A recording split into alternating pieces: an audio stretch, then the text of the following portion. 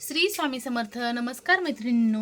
तर आज आहे धनत्रयोदशी. धनत्रयोदशीची पूजा कशी केली जाते आणि पूजेच्या साहित्यामध्ये नेमकं काय काय घेतलं जातं ते या व्हिडिओमध्ये तुम्हाला उर्वरित माहिती दिलेली आहे. कुठेही व्हिडिओ स्किप न करता पूर्ण व्हिडिओ पहा आणि तुम्ही माझ्या चॅनलवरती जर नवीन असाल तर तुम्ही माझ्या चॅनलला सबस्क्राईब करून ठेवा.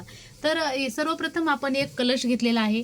कलशाला मस्त असं नारळ वगैरे ठेवून आपण त्यावरती सुंदर अशा प्रकारे एक समोर पाट ठेवलेला आहे आणि तुम्ही बघू शकता त्याच्यावर एक कलश मांडलेला आहे आणि त्याच्या शेजारी जो इथे दिसत आहे तो पूर्णपणे पैशानं भरलेला कलश या ठिकाणी मांडलेला आहे. आणि पूजेमध्ये फळं हे असणं गरजेचं आहे, त्यामुळे मी या ठिकाणी एक सफरचंद मांडलेला आहे आणि इकडे पेढ्याचा प्रसादही ठेवलेला आहे आणि इकडे 5 प्रकारच्या अशा छान राशी इथे मी मांडलेल्या आहेत. तर पहिली रास आहे इथे साखर. जे आपल्याकडे अवेलेबल असेल ते आपण या ठिकाणी पूजेसाठी घेणार आहोत. तर पहिली रास इथे या ठिकाणी मी साखराची ठेवलेली आहे. तर दुसरी रास आहे धन्याची रास ठेवलेली आहे. तर तिसरी रास तांदूळ आहे. तर चौथी रास आहे या ठिकाणी मुगाची डाळ. तर बघू शकता तुम्ही 5वी रास या ठिकाणी मी शेंगदाणे ठेवलेले आहेत. आणि जे आपल्याकडे घरामध्ये जे अवेलेबल सोने चांदी या दिवशी आपण खरेदी केलेले असेल किंवा जे घरातील पहिले ठेवलेले असेल तेही या ठिकाणी आपल्याला मांडून घ्यायचे आहेत. आणि या ठिकाणी उर्वरित अशी विशेष म्हणजे कुबेरजींची पूजा करून घ्यायची आहे. तर सर्वप्रथम मी या ठिकाणी सुंदर अशा पंत्या वगैरे लावून दिवे लावून घेतलेले आहेत. तुम्ही बघू शकतात फुलांची रांगोळी काढलेली आहे आणि या ठिकाणी आता आपण कुबेरजींचं छान अशा प्रकारे पूजा करून घेणार आहोत. तर पूजा करून घेतल्याच्या नंतर इकडे कलशाला देखील मी सुंदर अशा पद्धतीने हळदी कुंकू लावून यथासांग पद्धतीने या ठिकाणी पूजा करून घेत आहे. तर सर्व राशींची ही पूजा या ठिकाणी मी करून घेतलेली आहे. आणि विशेष म्हणजे या ठिकाणी आपण जे पैसे ठेवलेले आहेत लक्ष्मीच्या स्वरूपामध्ये, तर त्या पैशांचीही या ठिकाणी आपल्याला पूजा करून घ्यायची आहे. आणि अशा सुंदर प्रकारे या ठिकाणी दिवेही या ठिकाणी लावून घ्यायचे आहेत. तर सर्वप्रथम आज धनत्रयोदशीच्या सर्व मैत्रिणींना, माझ्या यूट्यूब फॅमिलीला माझ्याकडून मनापासून शुभेच्छा. तर आज या धनत्रयोदशीचे असे विशेष महत्त्व आहे की या दिवशी उत्तम आरोग्यासाठी धन्वंतरी, समृद्धीकडे, कुबेर, लक्ष्मी, गणेशाची पूजा केली जाते. तर काही लोकांना असं वाटतं की ही पूजा फक्त डॉक्टर लोकांनी केली पाहिजे, तर नाही. ही पूजा ही शास्त्रोक्त पद्धतीने सर्व महिलांनी आपल्या आरोग्यासाठी, आपल्या लेकरांच्या भविष्यासाठी आणि सगळ्यांच्या सुखसमृद्धीसाठी ही सर्वांनी या ठिकाणी पूजा केली पाहिजे.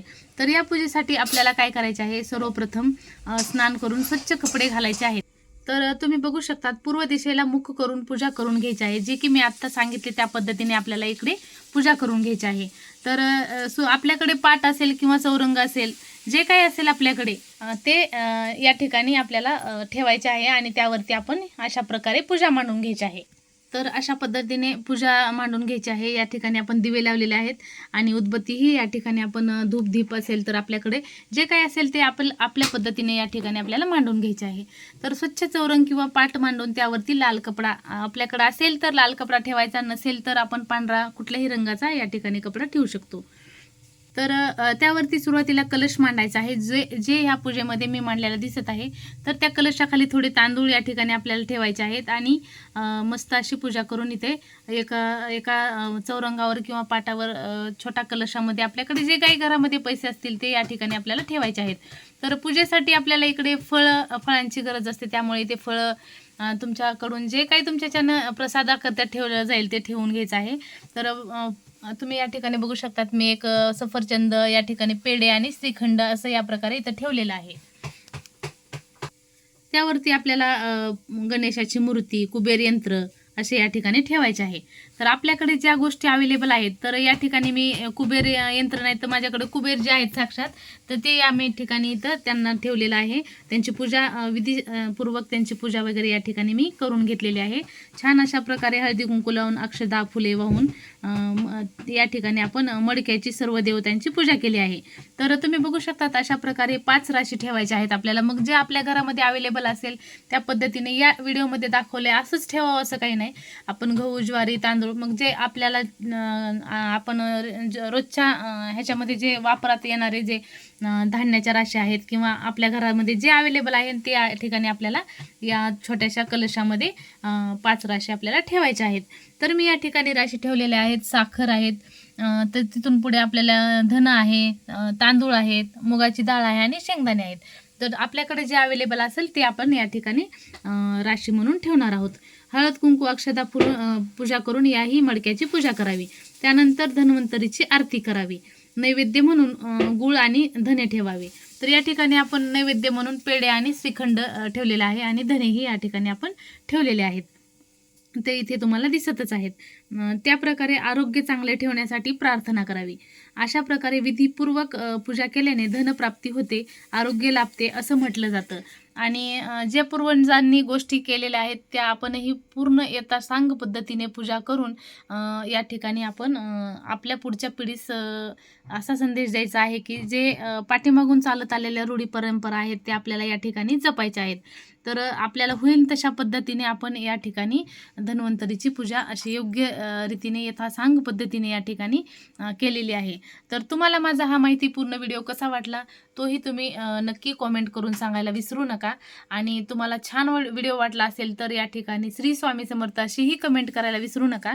आणि माझ्याकडून आणि माझ्या भिसे परिवाराकडून तुम्हाला आणि तुमच्या परिवाराला माझ्याकडून दिवाळीच्या हार्दिक हार्दिक शुभेच्छा. तुमचा दिवस आनंदाचा आणि मंगल जावो हीच माझी श्री स्वामी समर्थ महाराजांच्या चरणी प्रार्थना करते. आणि आजच्या व्हिडिओ मी या ठिकाणी स्टॉप करते. तर तुम्हाला माझा हा माहितीपूर्ण व्हिडिओ कसा वाटला तो मला नक्की कॉमेंट करून सांगायला विसरू नका. आणि हो, तुम्ही जर माझ्या चॅनलवरती नवीन असाल तर एक शेअर एक सबस्क्राईब करायला विसरू नका.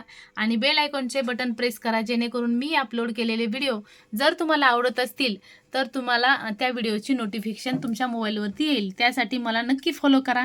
आणि माझा व्हिडिओ कसा वाटला पुन्हा एकदा ते नक्की कॉमेंट करून सांगा. आणि आजच्या व्हिडिओमध्ये एवढंच. तर पुन्हा एकदा माझ्याकडून आणि माझ्या परिवाराकडून तुम्हाला आणि तुमच्या परिवाराला दीपावलीच्या हार्दिक हार्दिक शुभेच्छा. श्री स्वामी समर्थ. जय जय रघुवीर समर्थ. श्री स्वामी समर्थ. जय जय रघुवीर समर्थ. राधे राधे. राधे राधे. जय सियाराम. जय सियाराम.